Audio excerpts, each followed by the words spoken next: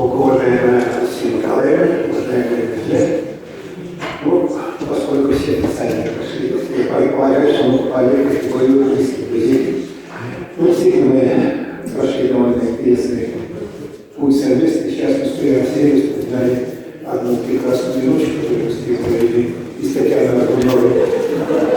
Шекелевского аэропорта снова совершенно. Это была ночь 4 на 5 октября 1993 года.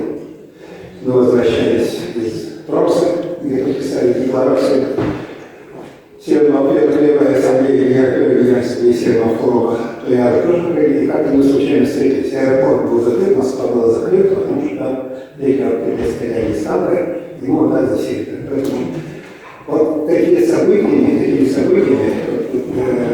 сейчас напомнила лихие 90-е годы, да, они нас очень близко сдружили, и очень там все радовались тому, что сегодня можно раз тому, что это совершилось.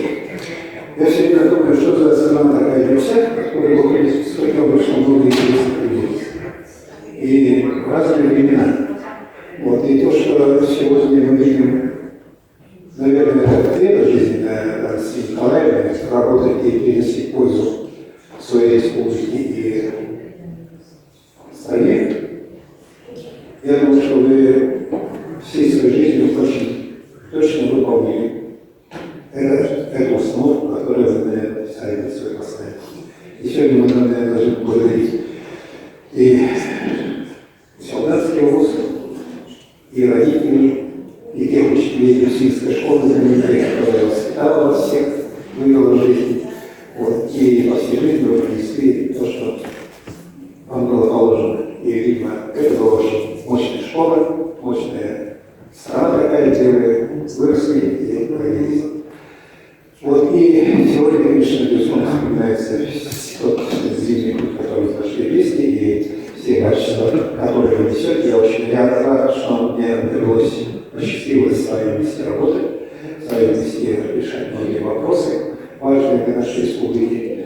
Вот, и учиться у вас, и мне всегда импонировала ваша способность очень тонкой иронии подсказать правильный ход и сделать какое-то замечание. Такое мягкое, незаметное, но очень доходчивое. И бесконечно рад тому, что познакомился с человеком, обладающим таким большим чувством юмора.